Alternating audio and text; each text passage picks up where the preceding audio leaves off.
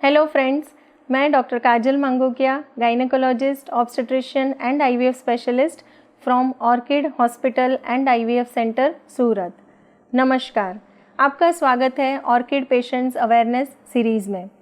आज जो टॉपिक हम डिस्कस करने वाले हैं वो है इनफर्टिलिटी। इनफर्टिलिटी को हिंदी में बांझपन कहा जाता है और गुजराती में व्यंधत्व कहा जाता है।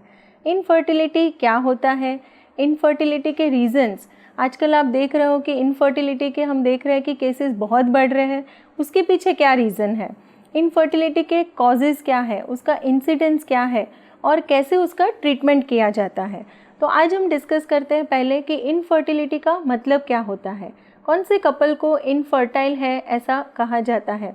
जैसे कि कोई भी कपल है जो शादी के बाद या तो एनी टाइम जब भी प्लानिंग करते हैं और 12 महीने यानी कि 1 साल रेगुलर इंटरवल पे संभोग करते हैं without any use of contraceptive measures, यानी कि कोई भी गर्भ निरोधक साधन नहीं यूज़ करते हैं और उसके बाद भी अगर उनको प्रेगनेंसी नहीं रुकता है तभी हम उनको बोलते हैं कि इनफर्टिलिटी का प्रॉब्लम है या तो इनफर्टिलिटी कहा जाता है। आज अभी हम बात करेंगे कि इनफर्टिलिटी के केसेस क्यों बढ़ते जा रहे हैं, क्योंकि आजकल आपने देखा होगा कि जैसे जो फीमेल है उनकी जो एज है, पढ़ाई वगैरह एजुकेशन का लेवल बढ़ गया है, शादी की जो उम्र है वो बढ़ती जा रही है। जैसे पहले के ज़माने में ऐसे होता था कि 18 साल पे 19 साल पे शादी हो जाती थी और बाय 25 ईयर्स यानी कि 25 साल के पहले फैमिली कंप्लीट हो जाती थी। लेकिन आजकल हम देख रहे हैं कि बिटवीन 25 टू 30 ईयर्स उसके बीच में तो एंगेजमेंट होती है, शादी होती है, उसके बाद भी करियर ओरिएंटेड रहते हैं फीमेल्स और husband wife both are working. कभी कभी ऐसे पेशेंट्स भी देखते हैं कि जिसमें husband and wife both are working और they are not staying in the same city, कि दोनों अलग अलग सिटी में स्टे करते हैं। तो जो फर्टाइल पीरियड रहता है जो उनको मैनेज करना होता है वो मैनेज करना भी काफ़ी टाइम मुश्किल हो जाता है। तो यह सब रीज़न्स है कि इनफर्टिलिटी के केसेस बढ़ते जा रहे हैं। और हम देखते हैं कि लोग वेस्टर्न कल्चर ज़्यादा अपना रहे हैं और उसकी वजह से भी मोटापे का प्रॉब्लम आ रहा है, ओबेसिटी के लेवल्स बढ़ रहे हैं, फिर जंक फूड वगैरह जो है उसका सेवन बढ़ गया है। सबको रेडी टू ईट जो मिल रहता है, इंस्टेंट फूड रहते हैं, फूड पैकेट्स रहते हैं, वेफर्स रहते हैं, इसका सबका सेवन बढ़ता जा रहा है और शायद उसी की वजह से मोटापा, ओबेसिटी के केसेस बढ़ रहे हैं और उसी की वजह से PCOS यानी कि पॉलीसिस्टिक ओवेरियन डिजीज़, उसके केसेस भी काफ़ी बढ़ते जा रहे हैं। दूसरा हम बात करते हैं कि जो मेल फैक्टर इनफर्टिलिटी बोलते हैं हम लोग, यानी कि हस्बैंड फैक्टर्स जो रहते हैं उसमें है कि ओवर जिमिंग, एक्सरसाइज वगैरह ज़्यादा बढ़ गया है और अल्कोहल है, स्मोकिंग है, कैफीन है, हुक्का, गुटखा, इसका भी जो सेवन है उसका जो सेवन बढ़ गया है उसकी वजह से भी मेल फैक्टर इनफर्टिलिटी के प्रॉब्लम्स बढ़ते जा रहे हैं। अब हम बात करते हैं कि इंसिडेंस, कि इनफर्टिलिटी के जो केसेस है उसका इंसिडेंस कितना है। पहले मैं बताना चाहती हूँ कि इनफर्टिलिटी के लिए husband and wife both the couples are equally responsible. पहले ऐसे होता था और हर लोगों के दिमाग में ऐसा होता है कि इनफर्टिलिटी मतलब it is related to female, मतलब फ़ीमेल का ही चेकअप होना चाहिए, फ़ीमेल को ही दवाइयाँ देने की ज़रूरत होती है। लेकिन आज मैं आपको बताना चाहती हूँ कि female is she is not only responsible for infertility, infertility के लिए husband and wife both the couples are equally responsible.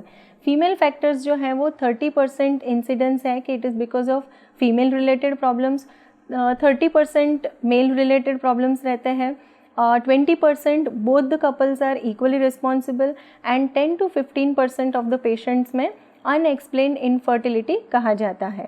अब हम बात करते हैं कि इनफर्टिलिटी के टाइप्स क्या क्या होते हैं।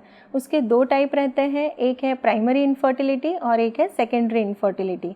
प्राइमरी इनफर्टिलिटी का मतलब है कि अगर कोई कपल है जिनको एक भी बार प्रेगनेंसी नहीं रुका है तभी उनको प्राइमरी इनफर्टिलिटी कहा जाता है। और सेकेंडरी इनफर्टिलिटी मतलब कि जो फीमेल है उसको एटलीस्ट एक बार कंसीव किया है या तो एक नॉर्मल डिलीवरी हुआ है उसका और सेकेंड टाइम कंसीव करने में उसको तकलीफ़ आ रही है, तभी उसको सेकेंडरी इनफर्टिलिटी कहते हैं। आइए अब हम बात करते हैं कि इनफर्टिलिटी के रीज़न्स क्या क्या होते हैं। उसके पहले मैं बताना चाहती हूँ कि इनफर्टिलिटी रिलेटेड रीजंस। और पहले हम बात करते हैं कि नेचुरल कंसीव कैसे होता है। यह जो पिक्चर है फीमेल रिप्रोडक्टिव सिस्टम का है। इसमें दिस इज़ द यूट्रस, ये दोनों बाजू का फेलोपियन ट्यूब्स है, दोनों बाजू के ओवरीज हैं। पहले हम चर्चा करते हैं कि नेचुरल प्रेगनेंसी कैसे रुकता है। फॉर एग्जांपल एक स्त्री है जिसका आज फर्स्ट डे ऑफ मेंसेस है। जैसे ही उसका फर्स्ट डे ऑफ मेंसेस रहता है तो दोनों में से एक ओवरी में से एक फॉलिकल मैच्योर होना शुरू करता है। जैसे जैसे दिन आगे बढ़ते हैं, 5th डे आता है, 8th डे आता है, 10th डे आता है, वैसे वैसे फॉलिकल यानी कि जो अंडा है वो मैच्योर होना शुरू होता है। जैसे ही वो 18 से 20 mm का हो जाता है तभी एग यहाँ से रप्चर होता है यानी कि ओव्यूलेशन होता है। जैसे ही ओव्यूलेशन होता है तो एग रिलीज़ होता है और वो फेलोपियन ट्यूब के अंदर पहुँचता है। यह जो जगह है this is a vagina, place for intercourse. जो स्पर्म्स है वो यहाँ पे रिलीज़ होते हैं। अगर स्पर्म का काउंट, मोटिलिटी और मॉर्फोलॉजी नॉर्मल है तो यह जो स्पर्म है वो मूवमेंट करता है सर्विक्स के तरफ, यूट्रस में जाता है और फेलोपियन ट्यूब में जाके एग और स्पर्म दोनों यूनाइट होके फर्टिलाइजेशन का प्रोसेस होता है। और आफ्टर फर्टिलाइजेशन जो इम्प्लांटेशन होता है वो यूट्रस के अंदर के लाइनिंग में इम्प्लांटेशन होता है और फिर यहाँ पे बच्चे का डेवलपमेंट होता है। This is a natural pregnancy और नेचुरल प्रोसेस जो होता है कंसीव करने के लिए, उसके बारे में मैंने बताया। अब मैं बताना चाहती हूँ कि क्या क्या रीज़न्स होते हैं इनफर्टिलिटी के लिए। जैसे आपको ये प्रोसेस समझ में आ गई है तो मैं बताना चाहती हूँ कि अगर कोई प्रॉब्लम है ओवरीज़ में, कोई प्रॉब्लम अगर फेलोपियन ट्यूब में है, यूट्रस में अगर कोई प्रॉब्लम है, सर्विक्स में यानी कि गर्भाशय का जो मुख है उसमें अगर कोई प्रॉब्लम है, या तो सीमन जो वीर्य है उसमें अगर कोई प्रॉब्लम है, तो यह सब रीज़न्स हो सकते हैं इनफर्टिलिटी के। अब हम बात करते हैं कि ओवरीज़, अगर अंडाशय जो है उसमें जो स्त्री बीज बनते हैं यानी कि जो अंडे बनते हैं वो बहुत ज़्यादा संख्या में है, यानी कि पॉलीसिस्टिक ओवेरियन सिंड्रोम, जिसमें बहुत सारे मल्टीपल फॉलिकल्स रहते हैं और उनका जो प्रॉब्लम रहता है कि एग का जो क्वालिटी है वो अगर पुअर है या तो ओव्यूलेशन में प्रॉब्लम है, तो ऐसे पेशेंट में भी इनफर्टिलिटी आ सकता है। दूसरी हम बात करते हैं कि जो ओवरीज है उसके अंदर नंबर ऑफ फॉलिकल्स यानी कि अंडे की जो संख्या है वह अगर कम है, यानी कि पुअर ओवेरियन रिजर्व यानी कि AMH अगर लो है वो पेशेंट का, या तो जैसे जैसे उम्र बढ़ती है, जैसे आप लास्ट वीडियो में मैंने बताया था कि 35 इयर्स की एज के बाद फर्टिलिटी का जो लेवल है वो कम होता जाता है। उसके पीछे रीज़न है कि जैसे जैसे उम्र बढ़ती है वैसे वैसे अंडे की संख्या कम होने लगती है। दूसरे जो पेशेंट्स हैं जिनमें एग का क्वालिटी अगर कॉम्प्रोमाइज्ड है, जैसे कि एंडोमेट्रियोसिस, चॉकलेट सिस्ट अगर है कोई पेशेंट को, तो उसमें भी अंडे की जो मॉर्फोलॉजी यानी कि गुणवत्ता जो रहती है वो कम हो जाती है, तो उनको भी फर्टिलिटी रिलेटेड इश्यूज आ सकते हैं।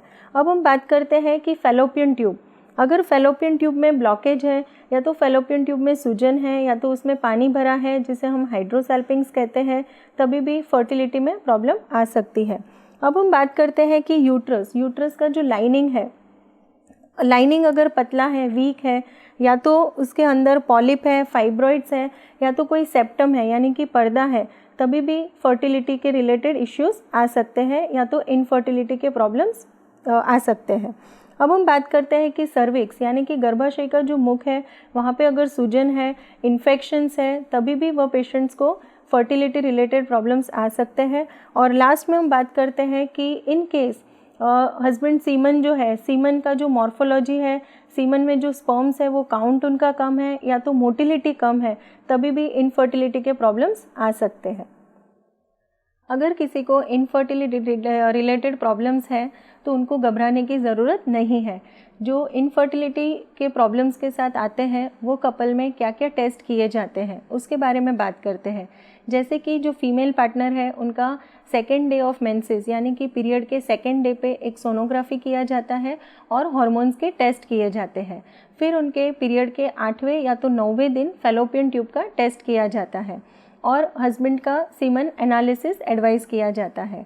तो अगर किसी को इनफर्टिलिटी का प्रॉब्लम है तो यह जो जांच है वो बेसिक जांच है इनफर्टिलिटी के लिए, तो इसके लिए घबराने की ज़रूरत नहीं है। और जैसे ही आपकी ये जांच होती है तो आपका डायग्नोसिस कंफर्म होता है और उसी के रिलेटेड आपको ट्रीटमेंट दिया जाता है।